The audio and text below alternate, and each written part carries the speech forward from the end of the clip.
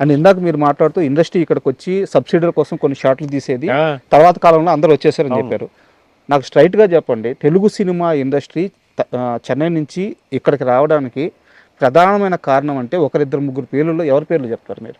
అంటే ఫస్ట్ నాగేశ్వరరావు గారు అక్కడ ఏదో ఇష్యూ తోటి వచ్చేసి ఇక్కడ అన్నపూర్ణ హోటల్లో దిగి నాతో సినిమా తీసే వాళ్ళందరూ ఇక్కడ రండి అని చెప్పేవారు అని అనేవారు. అంటే నేను నాగేశ్వరరావు గారు ఫ్యాన్ కాబట్టి అప్పటికే నేను అది మాత్రం గుర్తుందో ఏంటో నాకు తెలియదు. తర్వాత ఏంటంటే కృష్ణ గారి బ్రదర్సు వాళ్ళు కూడా బాగా, అంటే కృష్ణ గారి బ్రదర్స్ అంటే కృష్ణ గారే కదా, అంతేలే. కృష్ణ గారు స్టార్గా ఒక దీంట్లో ఉండేవారు ఏసీలో చుట్టూరా. వాళ్ళ బ్రదర్స్ హనుమంతరావు గారు, ఆశేశ్వర గారు బాగా వాళ్ళ ఫ్యామిలీలో అంతా అలా చేసేవారు. సినిమాలు తీసే పరంగా అయితే నాయుడు గారు, జంజాల్ గారు లాంటి డైరెక్టర్లు, మన రేలంగ నరసింహారావు గారు వీళ్ళంతా బాగా ఇక్కడ ఆంధ్రప్రదేశ్లో, ఉమ్మడి ఆంధ్రప్రదేశ్లో బాగా చేసేవారు సినిమాలు. అలా నాగేశ్వరరావు గారిది ఎక్కువ. బట్ ఏంటంటే అప్పటి కాంగ్రెస్ ప్రభుత్వం ఈ ఇండస్ట్రీని ఇక్కడ డెవలప్ చేయడానికి ఇక్కడ స్థలాలు ఇవ్వటం, స్టూడియోలు ఇవ్వటం, అన్నీ కోట్ల విజయభాస్కర్ రెడ్డి గారు మాకు చిత్రపూరి ఇవ్వటం సార్, ఇవన్నీ అప్పుడు ఆ ప్రభుత్వంలో చెన్నారెడ్డి గారు ఇలా అందరూ బాగా చేశారు. తర్వాత ప్రభాకర్ రెడ్డి గారు బాగా, ఎంఎస్ రెడ్డి గారికి వియ్యంకుడు కోట్ల విజయభాస్కర్ రెడ్డి గారు. సో ఎంఎస్ రెడ్డి గారు, ప్రభాకర్ రెడ్డి గారు బాగా ఫ్రెండ్స్, డైరెక్టరు రైటరు స్నేహము కలిసి ఒక టీం లాగా ఉండేవారు. సో ఎంఎస్ రెడ్డి గారి ద్వారా ప్రభాకర్ రెడ్డి గారు చిత్రపూరికి బాగా సహాయం చేసి 67 ఎకరాలు ఇప్పించారు. బా ఇంకోట్ల ఇదే ఈ మనం ఉన్న ఈ మట్టి వాళ్ళ భిక్ష. సార్, అండ్ కాదంబరి కిరణ్ ఇప్పుడు దాకా చాలామంది హీరోలతో లేదా చాలామంది హీరోల సినిమాల్లో యాక్ట్ చేసి ఉండొచ్చు, చాలా క్యారెక్టర్స్ చేసి ఉండొచ్చు.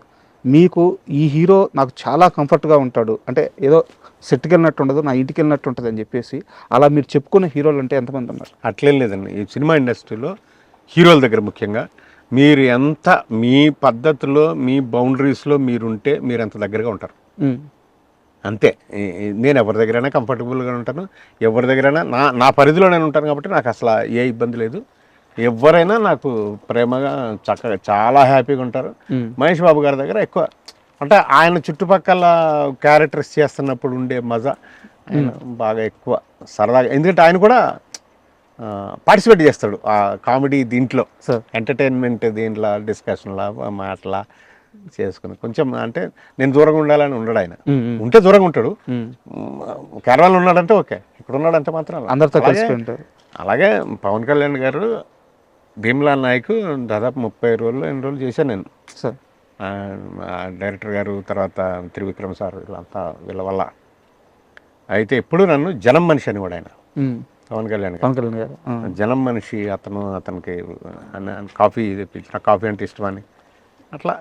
అంటే మన పరిధిలో మనం ఉన్నంత వరకు ఆ హీరోల దగ్గర మనం చాలా హాయిగా ఉంటాం.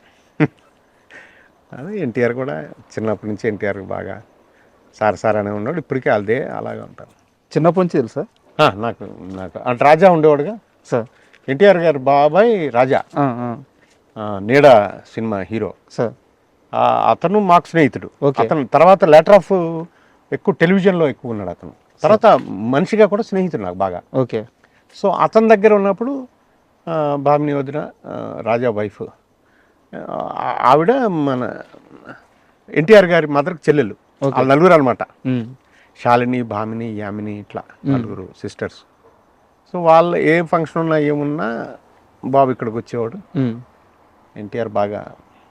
ఆ తర్వాత ఏంటంటే రాజా చనిపోయినప్పుడు ఓ ఫండ్ రైజింగ్ కార్యక్రమంగా ఒకటి మన వాళ్ళు ఎవరు ఆర్గనైజ్ చేస్తే నేను దాన్ని ఆర్గనైజ్ చేశా. వాళ్ళంతా చేస్తే విజయవాడలో ఫంక్షన్ చేశాం. అక్కడ అవన్నీ అతనికి గుర్తులు అనమాట. ఓ జెన్యున్గా నాకు మా ఫ్యామిలీకి ఏదో ఇబ్బంది వస్తే ఇలా చేశాడు ఇతను అనేది ఒక ఇంప్రెషన్ నాకు నా మీద. అలా ఆ గౌరవం, ఆ ప్రేమ. చిన్నప్పుడు ఎలా ఉండేవారు సార్? అంటే చాలా మంది చెప్పారు విపరీతమైన అల్లరని. చిన్నప్పుడు పిల్లలు అల్లరిగానే ఉంటారుగా. ఇంకా బాగా ఏంటంటే స్పిరిట్ బాగా యాక్టివ్గా ఉండేవాడు, ఓవర్ యాక్టివ్. అదే అతను నిలబెట్టింది, అదే అతను ఇప్పటికీ ఫ్యాన్ ఫాలోయింగ్. అది సార్, ఒక్క మనిషి ప్రపంచాన్ని వెళ్తున్నాడు అంటే మామూలు విషయం కాదు కదా. ఆ స్పిరిట్స్ అన్నీ వర్కౌట్ అవుతాయి. సో మీకు ఇన్నేళ్ళ ప్రయాణం తర్వాత ఇండస్ట్రీలో ఎవరి మీదైనా కానీ లేదా ఏ అంశం మీదైనా కానీ కంప్లైంట్స్ ఉన్నాయా? ఎవరి మీద, ఫెట్ మీద మాత్రం ఉంది. బాసు 27 మంది నా దగ్గర అసిస్టెంట్లుగా పనిచేసిన వాళ్ళు డైరెక్టర్లు అయ్యారు. సార్. నేను ఎవరి దగ్గరికి వెళ్ళను. వాళ్ళు గుర్తుపెట్టుకుని అన్నయ్య అంటారు. ఒకళ్ళిద్దరే సార్ అంటారు, వీళ్ళందరూ అన్నయ్య అంటారు. అన్నయ్య నీకు ఇందులో వేషం ఉందన్నా ఓకే, వాడే పలకపోయినా ఓకే. మనం మాత్రం వాడు వీడు అనం. డార్లింగ్ అని. డార్లింగ్ అంటే ఫస్ట్ మీరే కదా స్టార్ట్ చేసింది డార్లింగ్. వాళ్ళని స్టార్ట్ చేసి ఎందుకంటే మన దగ్గర పిల్లలు పెద్దవాళ్ళు అవుతుంటే ఒరే అనలేము, సార్ అని కొత్తగా పిలవలేదు. అది కృతకం, అలా బతకవలసిన అవసరం లేదు. అవును. సార్ అని పిలవటం ఏంటి, మన దగ్గర అసిస్టెంట్గా చేసిన పిల్లల్ని అంటే మర్యాద కాదు బాబు. ఇప్పుడు ఏంటంటే బాబు అంటే అయిపోయి. ప్రభాస్ గారితో ఎప్పుడైనా డిస్కస్ చేస్తారా ఈ ఓడ్ నాది, మీరు దీన్ని బ్రాండ్ చేసేసారని? ఏమన్నారు ప్రభాస్ గారు? అది చంటిగాడు, అదే పూరిదే సినిమా, చంటిగాడు బుజ్జిగాడు సినిమాలో ఎరా బాజీ ఏం చేస్తున్నారు నువ్వు, ఏం చేస్తున్నావు, సినిమా పెడుతున్నావు. ఆ తర్వాత కూడా 2-3 ఫంక్షన్స్లో మా ఇద్దరి డైలాగ్ డెలివరీ ఎలా ఉంటుంది అనేది ఆయనే ఎక్కువ ఇది చేస్తాడు. చాలా ఆయన కూడా ఈయనే తలసాని గారి పాప మ్యారేజ్కి కార్డు ఇవ్వడానికి వెళ్ళినప్పుడు ఇవన్నీ జ్ఞాపకం చేశాడు. ఆ తర్వాత పెద్దగా కలవలేదు, నేను 1-2 ఫంక్షన్స్లో కలిశాను అంతే. నేను జనరల్గా కలవను సార్. అంటే కావాలని వెళ్ళి కలవటం అనేది అవసరం లేదు. ఎందుకు నేను ఇంటర్వ్యూ కోసం ప్రిపేర్ అవుతా కొన్ని దగ్గరలో చూసాను సార్, అంటే అది కరెక్టో కాదు మీరు చెప్పండి. ఒక ఆశ్రమం మాత్రం పెట్టాలి, అది కాదంబరి కిరణ్కి బలంగా మిగిలిపోయిన ఒకే ఒక్క అంశం, దాన్ని మాత్రం చెయ్యాలి అని చెప్పి బలంగా నిర్ణయించుకోవాలి. సో అయ్యే మార్గాలు ఏం కనిపిస్తున్నాయి మీకు దగ్గరలో? మార్గాలంటే ఇంతకుముందు టీఆర్ఎస్ ప్రభుత్వం ఏదైనా స్థలం ఇస్తుందేమో అని నాకు ఇందాక పేర్లలో లైన్ కిరణ్ గారు ఒకటి చెప్పాను. లైన్ కిరణ్ గారు, ఇలాంటి శ్రీమిత్ర అంజబాబు గారు, శ్రీమిత్ర చౌదరి గారు, ఇలాంటి వాళ్ళు, శ్రీనాథ్ అని, కుర్రా శ్రీనాథ్, ఇలాంటి వాళ్ళు నువ్వు స్థలం ఏదైనా తెచ్చుకో, మిగిలిన అన్నీ మనం ఇన్ఫ్రాస్ట్రక్చర్ అంతా కూడా చేయొచ్చు అని చెప్పారు. నాకు 3 ఎకరాల్లో ఒక ఆశ్రమం కట్టాలని నా కోరిక. అదేంటంటే పెద్ద తోటగా పెంచగలదు, ఇప్పుడు నాటచ్చు, పెద్ద పెద్ద చెట్లు కూడా స్పాట్లో మనం పెట్టేయచ్చు తీసుకొచ్చి. అలా చేసి గ్లాస్ రూమ్స్లో పేషెంట్ని పెట్టి చుట్టూరా, అంటే వాడికి ప్రపంచం కనిపించేలాగా ఆ చెట్టు మీద పక్షిని వాకింగ్ ట్రాక్ లాగా పెట్టి, ఒక వాటర్ పాండ్ లాగా పెట్టి ఇస్తే, అంటే మనిషి తను బతుకున్నానని తెలియాలంటే ప్రకృతిని చూస్తూ ఉండాలి. పక్షిని, చెట్టుని, నీటిని, ఆకాశాన్ని, భూమిని చూస్తూ ఉంటే పంచభూతాలు తనకు సపోర్ట్ ఉంటాయి. ఇప్పుడు కోట్లు సంపాదించి ఉండొచ్చు తను జీవితం అంతా కష్టపడి, ఎవరి కోసం? వారసుల కోసం. వాళ్ళంతా విదేశాల్లోనూ వేరే వ్యాపారాల్లోనూ ఉన్నప్పుడు ఒంటరిగా తన అదృష్టవంతుడైతే తన స్పౌజ్ కూడా ఉండిపోతారు అలా ఇళ్లలో అనాథల్లా. వాళ్ళని దత్తత చేసుకోవాలని నా కోరిక. వాళ్ళు బతికినంత వరకు చచ్చిపోతూ ఉంటారు, ఎవరు లేక, ఏమీ లేక, డబ్బు ఉండొచ్చు.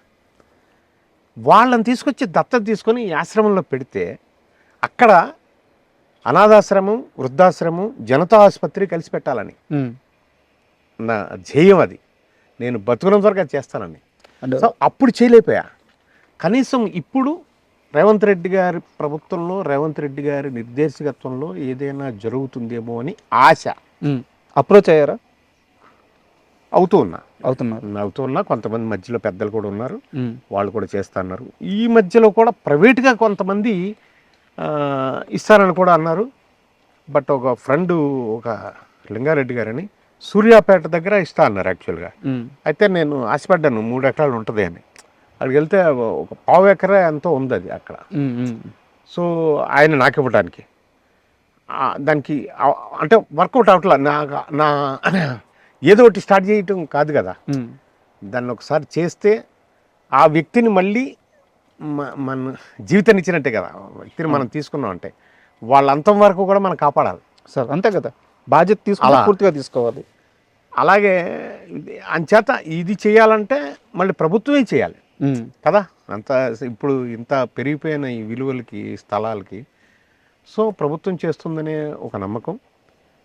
ఒక రేవంత్ రెడ్డి గారు కానీ, ఒక శ్రీధర్ బాబు గారు కానీ, భట్టి గారు కానీ, మా దిల్ రాజు గారు కానీ, ఇలాగా ఏవో ఆశలు ఉన్నాయి,